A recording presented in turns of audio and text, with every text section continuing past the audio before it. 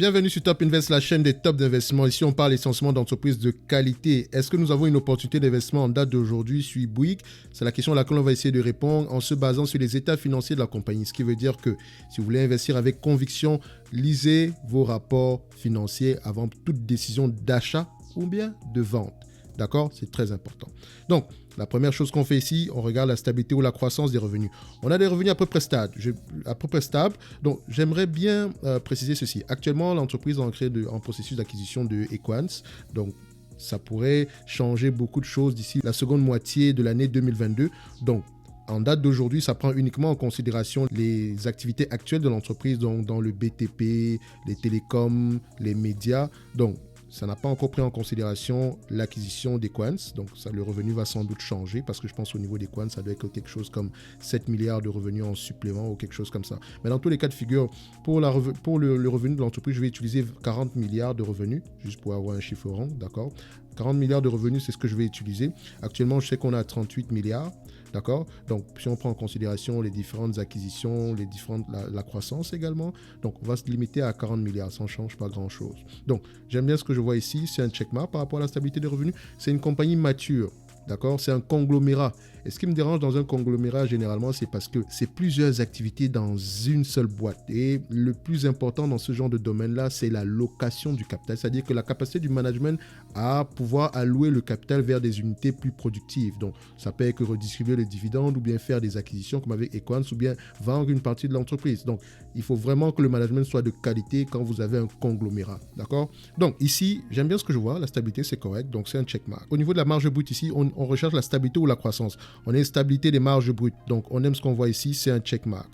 Ensuite, on regarde la marge EBITDA. Est-ce qu'on a une marge EBITDA stable ou croissante? Bon, vu la nature de l'activité de cette entreprise-ci, je ne serais pas étonné que la partie BTP ait eu quelque chose à jouer à ces niveaux-ci. Mais dans tous les cas de figure, on va voir qu'on a le 10% ici est généralement ce qu'on a au niveau des EBITDA. Donc, c'est pas mauvais. On aime bien ce qu'on voit ici. Mais en tant qu'investisseur, il faudrait aller regarder dans cette zone-ci qu'est-ce qui se passe, qu'est-ce qui s'est passé parce que ça pourrait revenir. On veut anticiper les choses. Donc, j'aime bien ce que je vois. C'est un checkmark. D'accord? À partir de cette période-ci. Donc, maintenant, au niveau de la dette nette sur EBITDA, on recherche une entreprise qui est inférieure ou égale à 5. Et c'est encore plus important dans les conglomérats. La dette doit toujours être à un niveau assez gérable. Parce que regardez, si on regarde le segment média, c'est un segment un peu en difficulté, mais ce n'est pas un segment qui est voué à l'échec parce qu'à la fin de la journée, elle est en concurrence avec la pub digitale. Donc, actuellement, c'est Facebook, Google, Amazon et tout le reste. Donc, elle essaie de consolider le secteur média présentement, notamment avec le rapprochement avec M6, TF1 et M6, afin de pouvoir bander les muscles en cas de difficulté. Dans tous les cas de figure, on aime bien ce qu'on voit ici, c'est inférieur à 5. Actuellement, on est au niveau de 1, donc j'aime bien ce que je vois ici, c'est un checkmark. Donc, elle a la capacité de souffrir, et c'est ça qui est important. Maintenant, au niveau de l'évaluation, qu'est-ce que je vais prendre? Je prends 3% en termes de marge de free cash flow, d'accord? 3%. Et au niveau du multiple, vu que c'est un conglomérat, généralement, les conglomérats se payent à des multiples très, très bas. Parce que le BTP, déjà, c'est une activité difficile, donc le multiple est très bas. Les télécoms, c'est une activité compliquée. Le multiple également est bas et la dépense en capital est énorme. Donc, le secteur des médias, voilà, c'est une activité généralement qui a des marges élevées. Mais bon, avec les difficultés actuelles, on investit énormément pour que le business puisse au moins rester à flot. Dans tous les cas de figure, pour l'évaluation ici au niveau du multiple, je vais utiliser comme moyenne ici. Donc, la moyenne ici sera aux alentours de 12. Ça sera la moyenne. Le plus haut, ça sera 15. Le minimum, ça sera 10. Donc, ma valeur va se retrouver à ce niveau-ci, qui est clairement un niveau que l'entreprise a généralement d'habitude. Vous pouvez voir ici que la moyenne, c'est 13. Ça, c'est la moyenne. Le minimum, si on s'en fout de ça, actuellement, on a 11,50. Mais dans tous les cas de figure, on reste dans cette zone-ci. Je n'ai pas pris la moyenne parce que l'entreprise a tendance à aller taper la barre des 15. Une fois, 2 fois, 3 fois, 4 fois. Donc, c'est possible. D'accord? Alors, en termes de valeur, qu'est-ce que ça donne? Donc, premièrement, 40 milliards de revenus, 3% de marge bénéficiaire, ça donne 1 milliard 200. 1 milliard 200 multiplié par 10 fois les bénéfices, moins la dette nette ici, divisé par le nombre d'actions, ça donne 22 € l'action. Donc, soit une surévaluation de près de 30%. Si on prend 12 fois les bénéfices, ça revient ici à 28 € l'action, soit une surévaluation de 10%. Et si on prend 15 fois les bénéfices, ça revient ici à 38 € l'action. Donc, j'aurais tendance à me situer aux alentours des 15 fois les bénéfices ici. Donc, en date d'aujourd'hui, je dirais que c'est une entreprise qui n'est pas surévaluée. Donc, le prix est juste, on va se dire, voilà, à 31 € l'action, c'est correct. Ma valeur d'entreprise sera aux alentours des 38 € l'action.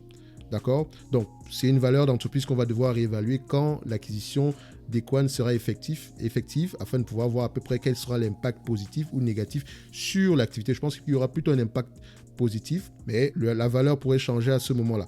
Mais dans tous les cas de figure, pour quelqu'un qui va faire l'acquisition de Bouygues, il doit savoir que le plus important dans ce domaine-ci, c'est surtout l'allocation du capital. Donc le management, la qualité de management est importante. Vu que c'est une entreprise familiale, généralement les entreprises familiales ont une vision à long terme. Donc les variations boursières à court terme, ce n'est pas leur problème. Ils ont vraiment une vision à long terme, surtout pour la pérennité de l'entreprise. Donc on dira qu'ici, on fait confiance au management par rapport aux bonnes décisions, mais il faut lire les rapports financiers, attention, comme d'habitude. Et également par rapport au prix actuel, avec un dividende de 5,68% qui n'est pas... Le dividende est safe, d'accord? Mais il faudrait prendre ça en considération. Je pense que c'est une entreprise qui aurait dû faire ceci. Moitié dividende, moitié rachat d'actions. D'accord? Parce que je ne pense pas qu'on parle au-delà des 40 €.